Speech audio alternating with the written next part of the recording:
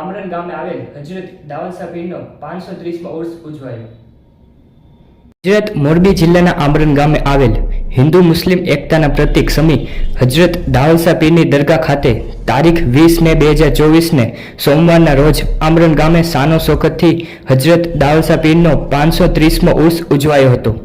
આ તકે આમરણ ગામે સાનો શોકતથી સંદલ શરીફ રાખેલ તો આ ઉર્સમાં અતિ સાનો શોકતથી બંને મજાર શરીફમાં ન્યાજ તકસીમ કરવામાં આવેલ તો સર મુબારક પર કવાલીનો પ્રોગ્રામ પર રાખવામાં આવેલ। આ ઉર્સ મુબારકમાં અનેક મુસ્લિમ બિરાદરોએ સલામ પેશ કરેલ હતી।